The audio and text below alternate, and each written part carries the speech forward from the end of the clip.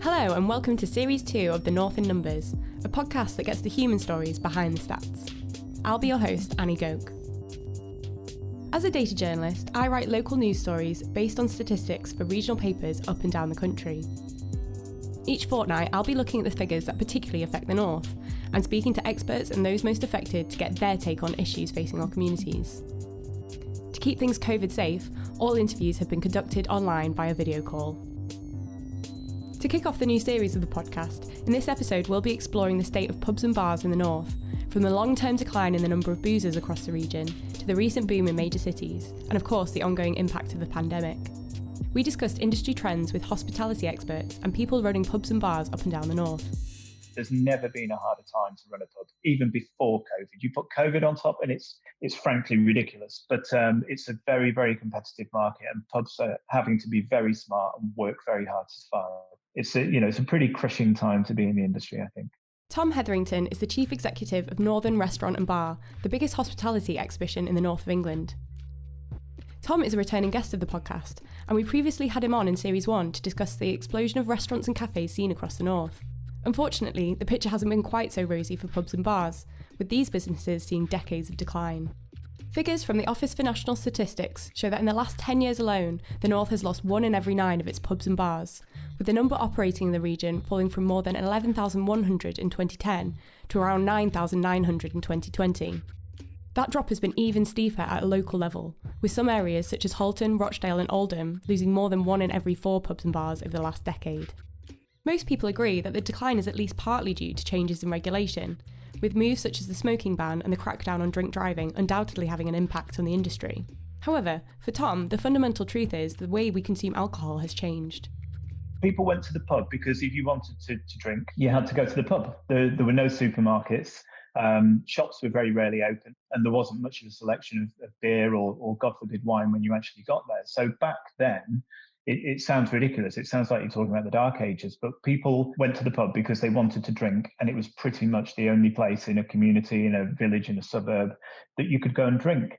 And the brutal truth of the matter is that if you now want to drink with your friends, it's a lot cheaper to get a big pack of Stella or your kind of beer of choice from a supermarket and go and sit at home. And that has had an enormous impact on the pub industry.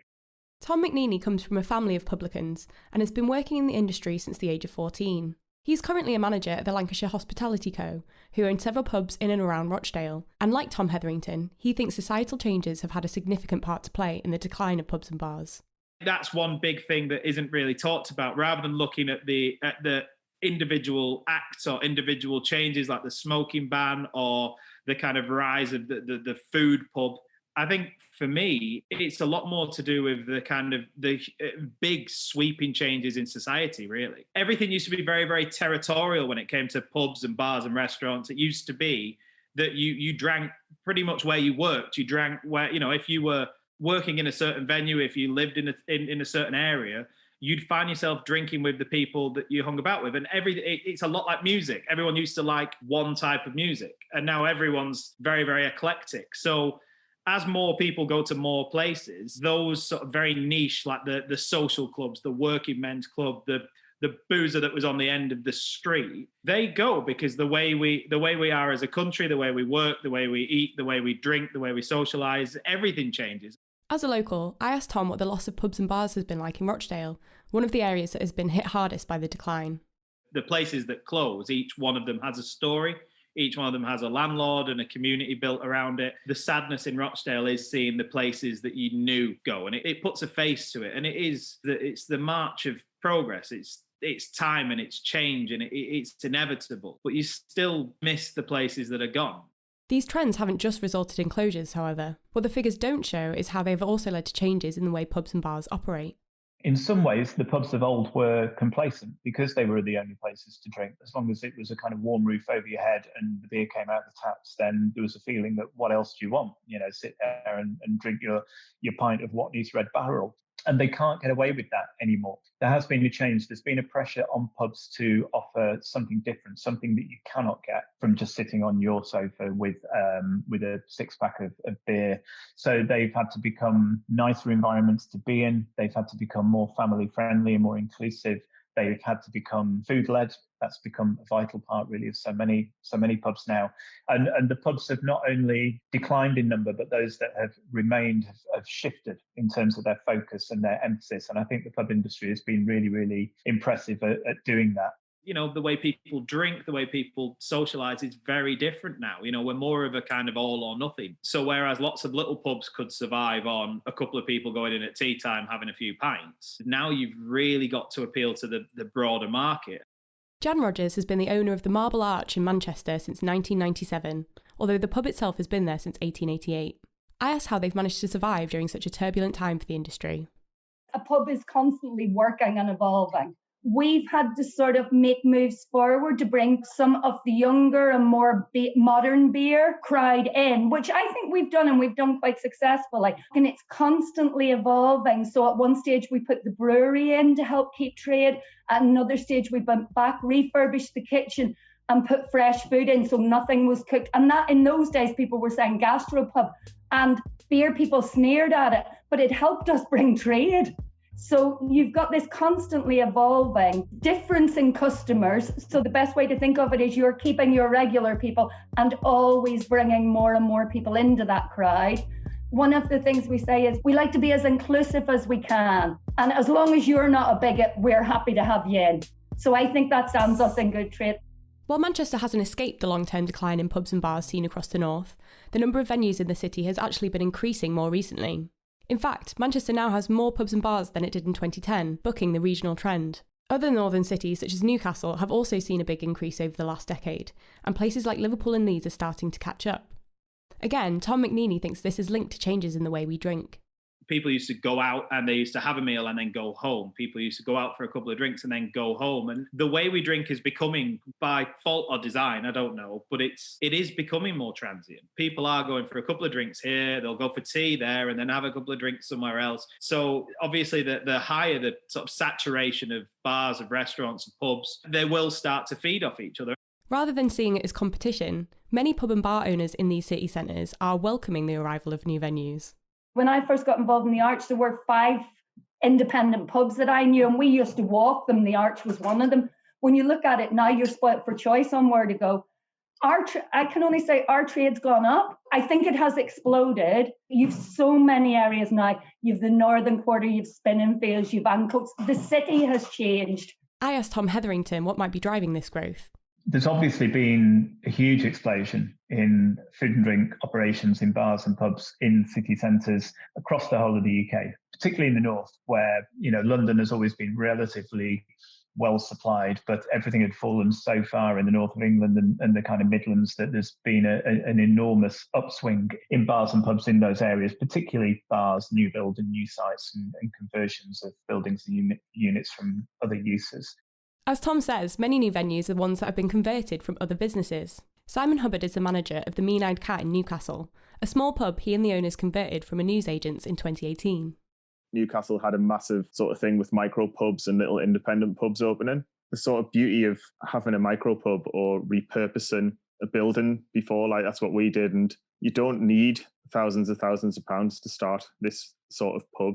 What you need is like a bit of knowledge. You need to know a few people who you can trust to buy equipment and sell us stuff off. With us, the way that we started was they found this newsagents, which it hadn't been open for about 6 years previous, and it's right in the centre of Newcastle, so it's a great spot. And then applied to council, and when it was done, it was just we sort of built the pub ourselves and called in loads of favours off friends to come down and help for an afternoon and help build it. So I think that generally that unless you've got a big business already, the idea of starting a micro pub is quite appealing because you can just take over a premises and stick some pumps in there. And, you know what I mean? People seem to subscribe to the idea quite better now than about 5 years ago, where people thought it was a novelty. In Newcastle, it seems to be like pretty much the norm now, really. Andy Scott runs the Craft Tap Room in Liverpool, which opened in 2017 on the site of a former car parts shop. He's noticed a similar boom in the city. In Liverpool, well, particularly where we are in Smithdown, it's just grown and grown.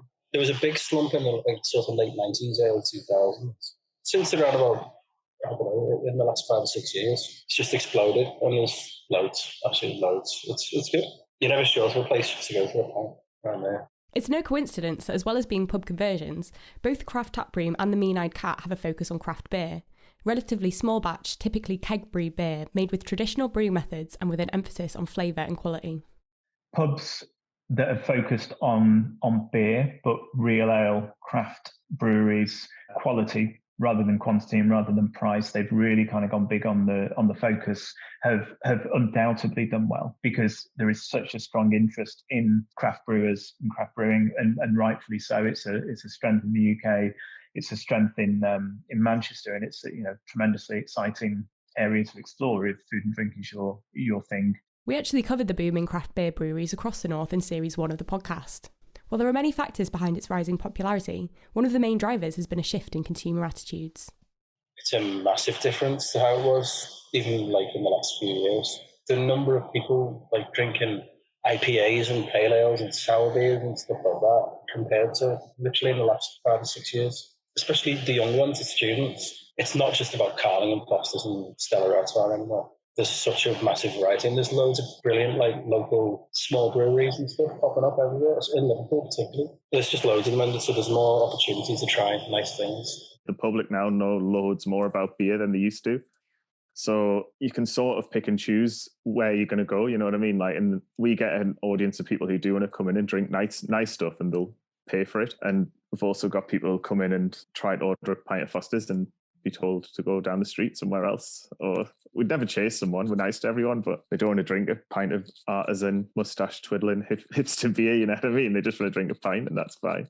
Newcastle's got so many different styles of pub and little pop-up food place and all sorts now. It's absolutely great. For such a small place, there's loads in a small area. You can walk from one end of the city centre to the other in half an hour. It's tiny. When you get there, there's loads, and you don't really have to walk very far. I think that's quite a nice thing about the city, really. However, the boom in pubs and bars in some areas, along with an explosion in the number of restaurants, has meant that these cities' economies are becoming more dependent on hospitality. That's not necessarily a good thing, considering the sector has been particularly impacted by the events of the last year. I don't think I realised how much it had become hospitality focused until the pandemic.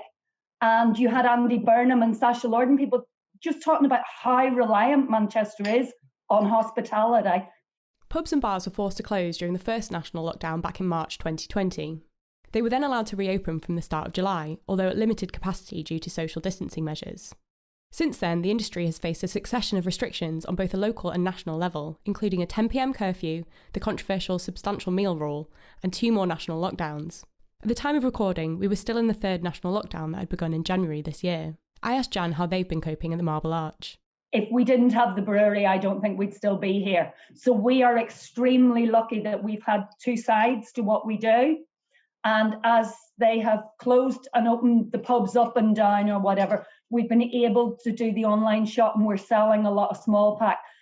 So for us, I can only say we can only count our blessings, that we had another aspect to us. And I don't think it's been easy, but for people who just had a pub or some bars or whatever, it's been dreadful. And when they've shut them this time and not let them do off sales, you're almost starting to feel, is there like a conspiracy thing now about what they want to do to hospitality long term? There are people that it's caused mental health issues for. There are business owners out there that will never get over this. There are people that will lose their homes and stuff. So if you're asking me personally, we're still fighting. If you're saying, is the industry in a good place? It's not. It really isn't. Thom Hetherington was able to offer some insight into the impact of the pandemic on the industry as a whole. It's been decimating, beyond anything we ever could have expected, really. And I think, although it's important to make the point that the hospitality industry generally, pubs and bars, are very grateful for the support that's been offered, whether it is furlough, whether it's VAT holidays, et cetera, they're grateful for all of that. It's far from enough to kind of keep the hospitality industry going and keep it fit and keep it viable to come out the other side and lead the recovery. And I think, unfortunately, a lot of the policy, there's almost a baked-in bias towards wet-led venues, which, notwithstanding my earlier comments about pubs and bars pushing food, we are still talking about predominantly, largely wet-led venues. They've had a particularly tough time of it. So when the VAT discount was brought in, which is something that hospitality has been crying out for years and years and years, it was only applied to food. So if you were a wet-led pub or a cocktail bar where it was really all about your drink offer, that VAT discount didn't help you at all. When they did the big push in the summer to get people back into hospitality businesses, it was eat out to help out. So there was no incentive there. If you ran a pub, a community boozer, really cool cocktail bar where you don't get busy till 10 o'clock at night or whatever, it's not going to help you. You look at the curfew, the 10 o'clock curfew, it was devastating for restaurants. But you look at a lot of the bars in the city centre, and as per my previous point, they quite often don't get busy till 10 o'clock. Their busiest times could be 10 p.m. till 2 a.m. So they didn't just lose an element of their revenue; they were effectively cut off at the ankles. It was, the 10 o'clock curfew was absolutely catastrophic for them. So I think bars and pubs have been less protected and less supported by the government than even the rest of the hospitality industry, or the hospitality industry generally has been. And I don't quite understand the reasons for that. I certainly don't see the fairness in it. Some people say, is there a kind of Puritan streak about the government and about alcohol? I don't know. That just sounds a bit simplistic. And ultimately, these businesses, they're allowed to exist. They're legal, viable, successful businesses. They employ people, they train people, they support communities, they pay taxes, they support supply chains, local producers, manufacturing, farmers, everyone. They're good businesses. You can't suddenly say, oh, you're a good business while the going's good, but actually in these tough times, we don't think we're quite going to give you the support that your peers, your more food-led peers are going to get. That just doesn't seem fair or right to me. As Thom mentioned, there have been several systems of support made available to pubs and bars during the pandemic, including multiple grants, various loan schemes, a business rates holiday, and the extended furlough scheme. I asked Simon what he thought of the support that the Mean-Eyed Cat had received so far. Some of it's worked and some of it hasn't. Some of it left small employers like my bosses quite out of pocket, having to subsidise people's wages for doing less work. Stuff like that just didn't really work for businesses our size. But all in all, we've retained all the staff. The furlough things worked for us, but I know so many people it hasn't. So I'm still not perfectly satisfied with how things are going, But we will survive. Meanwhile, for Andy, a particular bone of contention was the rule that in most cases, pubs could only serve alcohol as part of a substantial meal. I mean, I can understand with nightclubs and stuff like that, because they're late night, people are drunk and getting off with each other, and they are going to be spreading disease around. But when we got to the point of having table service, I don't see what the difference is. If they're not getting up and mingling with each other, then what's the need for having to have a burger with your pint? How is that going to make anyone less infected? It doesn't make any sense to me. A government spokesperson said, "We understand that this is an extremely tough time for pubs and bars, but we are supporting businesses with one of the most comprehensive and generous packages of business support in the world, worth over £280 billion. As we navigate our way out of lockdown, we will continue to engage relentlessly with the hospitality sector, as we have done throughout this pandemic." When the ONS last surveyed business owners back in November, 28% of pubs and bars said they did not have confidence their business would survive the next 3 months. That compared to just 5% of other business owners who said the same, suggesting that pubs and bars have been hit harder than other industries. So, what does the future look like? I think if things don't change, we will see a lot of closures. I think the greater vulnerability is in the pubs and bars, which are owned by independents. I know that for a lot of these owner-run businesses, where it's their everything, it's their life, it's their passion, they put everything into it, they'll also be taking on a lot of personal debt. They'll be running up credit cards, they'll be not paying themselves, they'll be missing their mortgages, they'll be taking on personal loans, they'll be borrowing from friends and families just to get through. And I think that's almost hidden. It's like an iceberg. We're not really acknowledging or talking about the personal debt that these independent bars and pubs are having to take on to get through. And it will make them very, very, very vulnerable coming out the other side. The worry would be that the ownership changes, that actually a lot of these independent businesses, people who put their all into setting up a bar or running a pub, lose everything. And someone will come in and run that pub again, but that doesn't mean that the pub's still there. Someone's lost a business, someone's livelihood has been destroyed. I asked Thom, who is likely to be in a position to buy up these independent pubs and bars in the event of closures? The ex-chief exec of Green King, who are one of the really big pubcos is pulling together a £200 million fund because they feel that there's going to be a massive opportunity to pick up pubs and bars for tiny amounts of money, distressed purchasers, failed businesses. They can kind of snap them all up in the downturn and then ride them out the other side into the recovery and have really good businesses that they picked up for a song. And Wetherspoons are just raising about another 93 million quid. And they've said that they are doing that partly for the same reasons, because they see there's opportunity to acquire pubs and bars massively undervalued and ride them out the other side. And it's important to say that that's absolutely right and fair and legal. There's no problem with people doing that. There's no one in business who hasn't, tried to get a good thing at a good deal and then run it as a good business. There's absolutely nothing wrong with that whatsoever. But it would be sad if the businesses that need protecting weren't protected and became victims to kind of fulfill that cycle. Just because those guys they're waiting to kind of pick off people, I'd quite like there to be not too many people to pick off. Unsurprisingly, considering they are all independents themselves, the pub owners we spoke to were dismayed at the idea of bigger chains buying up these smaller businesses. It would be dreadful. It would be truly dreadful. And again, it's that thing that a chain's employing somebody and hoping for their wage they'll be as passionate as the person who has picked to do that business and put everything into it. It doesn't work. You get the character from places from the people who are doing it, I think anyway, yeah. However, Jan remains hopeful that the rise in the number of independent pubs opening in converted spaces will see these particular venues better able to weather the storm. Now what you see younger people doing, they're opening up in shop units because they're not taking a risk on the pub companies. So hopefully they will all stay, touch wood, they will stay and get through because the overheads are less. And that's exactly what the owners of the Mean-Eyed Cat have experienced.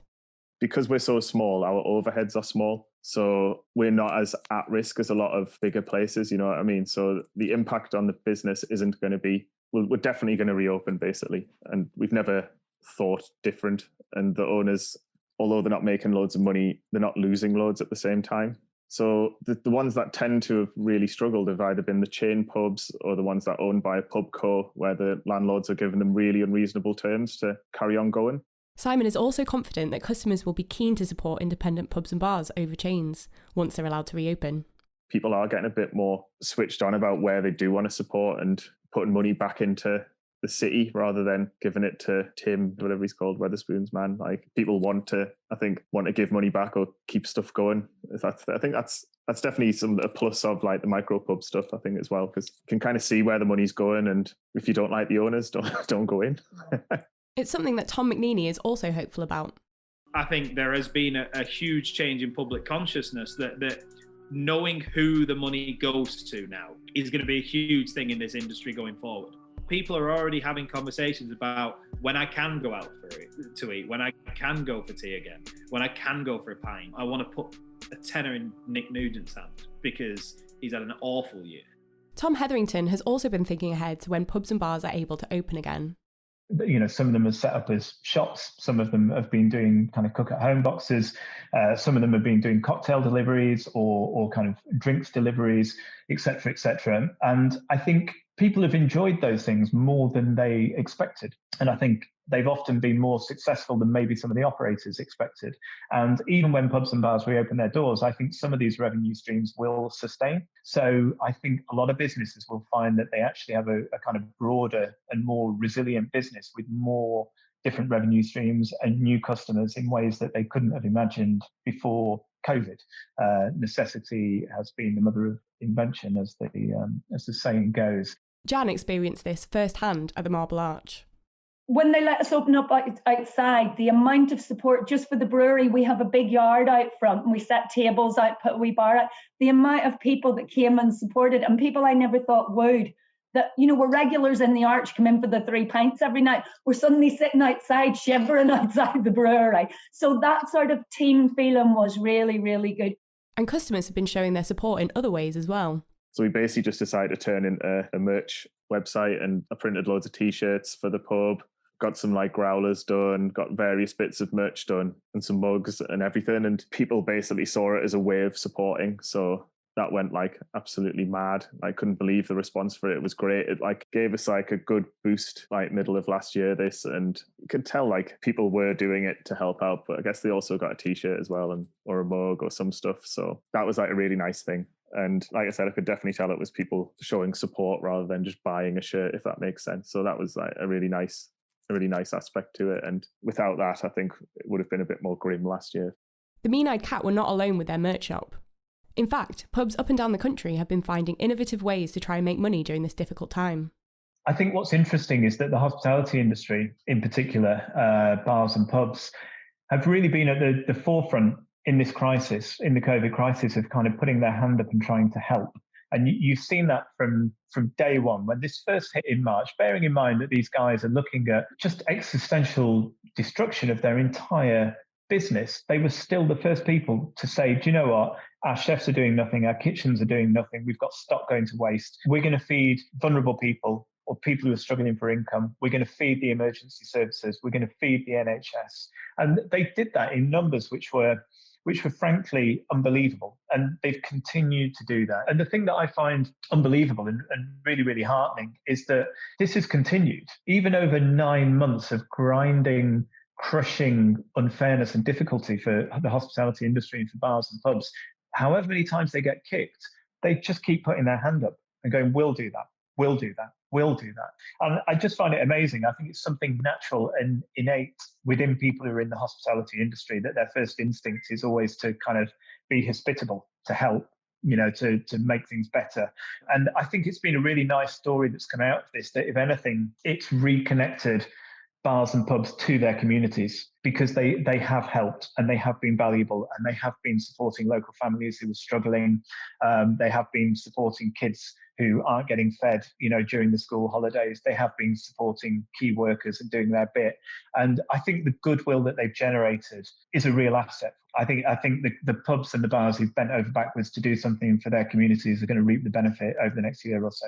In some cases, these schemes have become a way not just for people to support a pub or bar, but also to support their local community, as the Lancashire Hospitality Co discovered. We wanted to make a range of meals that were suitable for kids who were homeschooling, as well as teaching your kids at home, which is stressful enough. Having to feed them as well is just an extra stress. So we tried to make this kind of like using very, very clever things. Like we used blitz up celeriac puree rather than cream. It was very, very clever. We really got our teeth into it. And we started having a bigger discussion about it, that was a kind of private enterprise. That was, people were buying it. But we had a lot of people get in touch saying they wanted to pay it on.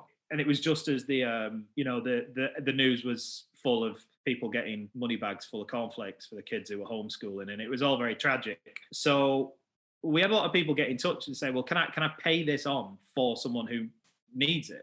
And that was really, really interesting for us. We didn't set out to do that. We'd spoke to some people in the council, we'd spoke to some local schools, and we were fully prepared to kind of unfurlough everyone and really, really focus on this. But before we really got too far down the line, again, this sense of community kicks in, and suddenly your inbox is full of people wanting to give their money to help people who need it. And that was fantastic. That was quite humbling. For Thom, this sense of giving back has become the main focus of the pandemic. No one's going to make any money. No one is making a penny this year. But what you can do is support people. You can help people. You can really throw everything into really worthwhile things to help bring that sense of community back to people. Andy and his colleagues at the Craft Tap Room have also been doing what they can to try and help others this year. The first lockdown, I think, the community spirit was amazing. I did run this music festival with some of the other pubs on our street. The Smithdown Festival, we put on a lot of stuff as often as we could online. It's just thousands of people watching it and enjoying it. And we did a thing where you chip in. If you liked it, you chip in, and it goes to help musicians. We raised like a load of money for them. Musicians have been absolutely done over by this pandemic, haven't we, and by the government. And they didn't stop there. We did a big food bank collection a few months back. It was after all that stuff with the school dinners, with the free meals for the kids. We've got a big space. We've got a big pub right in the heart of thousands of people. We might as well try and do something good. That's what I think. Food bank collections are a common theme. Simon says they've also been a focus for the owners of the Mean-Eyed Cat. Dave and Julie owners have got like a massive emphasis on anything we can do for charity, like we always do, and we always have. So a couple of times a year we've done like a food bank collection, and then when we found out we were going to have to close, we were just about, well, I would announced it, we were going to do if someone comes in with a can of food, they can get a few takeaway pints of beer, because the beer was going to go to waste. So we sort of said, like, would rather than throw this beer away or pour it away, just bring some food in for the food bank, and then you can have some free pints. But then we were plunged into like harsh lockdown just before, so we didn't get to do it. But yeah, we were always trying to give back in any way that we can, really. As soon as we're open again, we'll be straight back on it. Like, I think it needs it, especially Newcastle. Like. The way that so many pubs and bars have stepped forward to try and help out their communities during the pandemic has massively impressed Thom Hetherington. So I think every hospitality business has a community, and pubs more so than most. This sense of community is a vital part of pubs and bars, and it's one of the reasons why it's so important that these businesses survive to see the other side of lockdown. It does bring everyone together. Different age groups, different backgrounds, everyone kind of gets in there and mingles, and there's too few opportunities to do that, I think, in today's world.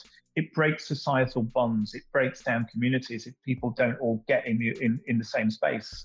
It's a really, really healthy thing for society and for community to have everyone in there under one roof.